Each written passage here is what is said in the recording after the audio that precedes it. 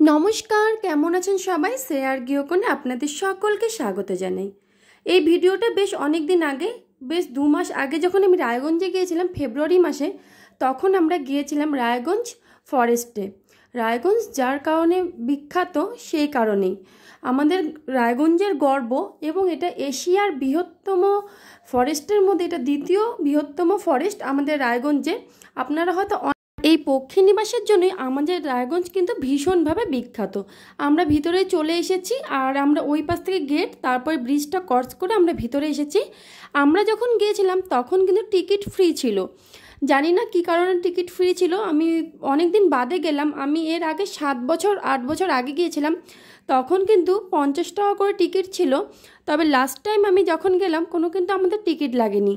আর আমাদের এই পক্ষী নিবাসটা আমাদেরই বলছি, কারণ যেহেতু আমি রায়গঞ্জের মেয়ে আর এটা আমাদের রায়গঞ্জেরই পক্ষী নিবাস, তাই আমি আমাদেরই বলছি। বিশাল বড় এলাকা নিয়ে কিন্তু জুড়ে আছে এই ফরেস্টটা, তাই জন্য কিন্তু 1-1.5 ঘন্টাতে এই ফরেস্ট ঘুরে শেষ করা যাবে না। এটা ঘুরতে মোটামুটি 3 থেকে 4 ঘন্টা সময় লাগবে। আর এই সামনেই আমরা হেঁটে হেঁটে আসছি, তারপর একটা হাউস, এটা গেস্ট হাউস নাকি আমি সঠিক জানি না, গেস্ট হাউস লেখা নেই, কিন্তু এই হাউসটা আমার ভীষণ ভীষণ ভীষণ ভালো লেগেছে। আর এত সুন্দর গ্রিন কালার আর কাঠের সম্পূর্ণ, ভেতরটাও কাঠের, আর এর যে মেঝেটা সেটাও কাঠের, গোটা মানে হাউসটাই কাঠের। এদিকে মিহু আমার দিদিভাই আর কিট্টু আমার ভাগ্নি, ওরা হাই বলছে আপনাদের সকলকেই। আর সেদিন কিন্তু আমি, দিদি আর কিট্টু আর মিহুই গিয়েছিলাম, আমরা 4 জনেই। আর খুব সুন্দর একটা সময় আমরা অনেক দিন বাদে কাটালাম। তারপর আমরা হাঁটতে হাঁটতে চলে গেলাম আরও সামনের দিকে। আর তারপর যেতে যেতেই সামনের গাছগুলোর দিকে আমরা খেয়াল করছিলাম, প্রতিটা গাছের মধ্যে কিন্তু গাছের নাম লেখা আছে। তারপর আমরা চলে আসলাম এই দিকটাতে।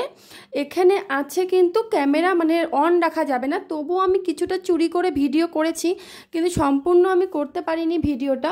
এখানে রয়েছিল অনেকগুলো বুনো হাঁস, তারপর হলো পাখি, এইসব এখানে আছে, তাই জন্য আমি ভিডিওটা সঠিকভাবে করতে পারিনি, ওখানে ক্যামেরা মানে ইউজ করা নিষেধ। তারপর মিহুকে নিয়ে আমরা একটু আগিয়ে চলে আসলাম, ও নাকি আর হাঁটতে পারছে না, তাই মিহুর মাম্মা মিহুকে কোলে নিয়ে নিয়েছে।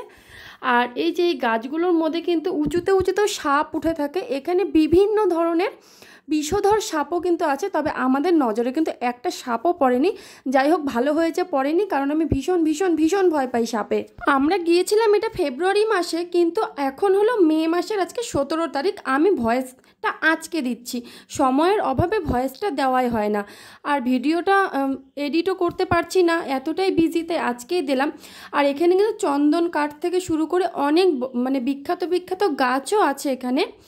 আর এটা এতটাই মানে দূর হাঁটতে হয়, বাচ্চাগুলোকে নিয়ে না খুব কষ্ট, বড়রা গেলেই ভালো, কারণ এখানে কোনো গাড়ি, টোটো, রিক্সার কোনো ব্যবস্থা নেই, এবং ভিতরে কোনো জলের বোতল, খাবার কিচ্ছু কিন্তু আপনি নিয়ে যেতে পারবেন না।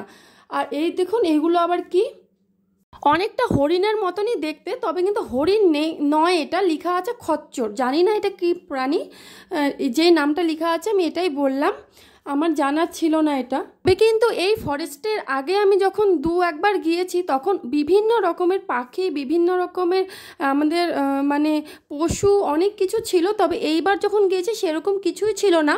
ওখানে জিজ্ঞেস করাতে ওরা বলল যেটা সিজন ওয়াইজ নাকি পাখিগুলো আসে, তাই এখানে তখন পাখি নেই। আর হলো যখন পাখিরা আসে তখন নাকি যাওয়া যায় না, এতটাই গন্ধ থাকে, কিন্তু সবাই সেই পাখি দেখতেই যায়।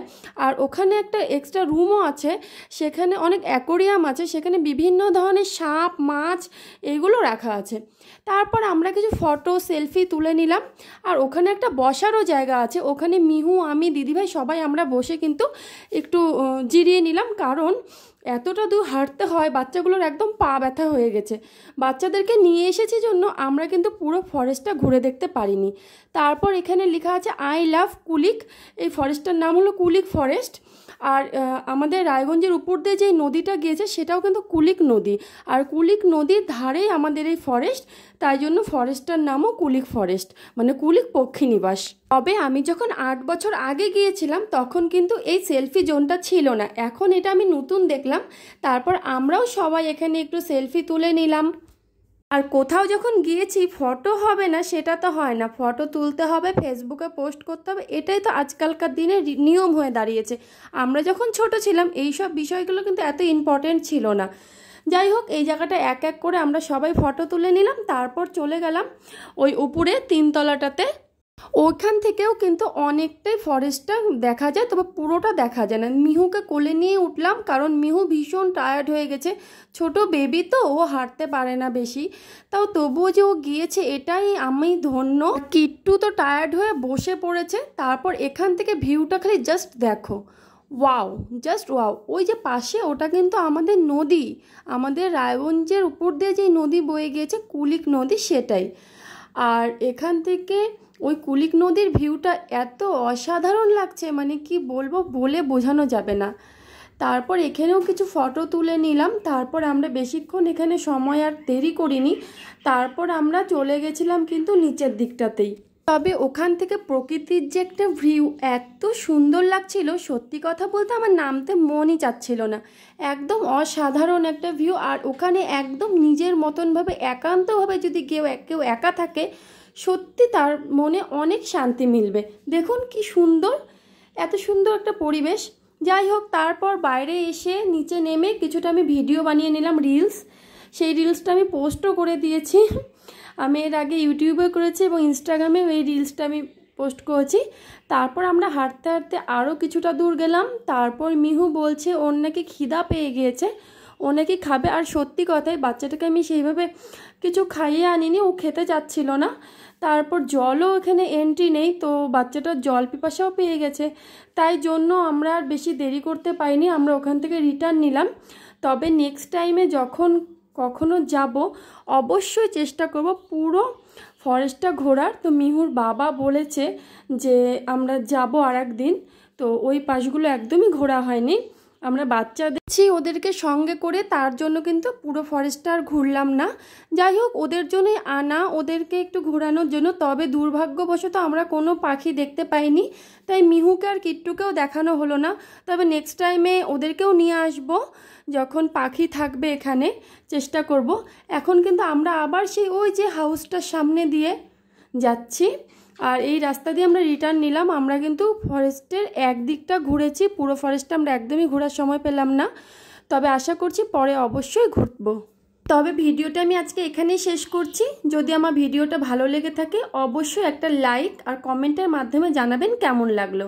ভালো থাকবেন, সুস্থ থাকবেন, সাবধানে থাকবেন। আর আশা করছি আপনারা যারা রায়গঞ্জের কাছাকাছি আসছেন, এই ফরেস্টে গিয়ে ঘুরে আসবেন, আশা করছি ভালো লাগবে।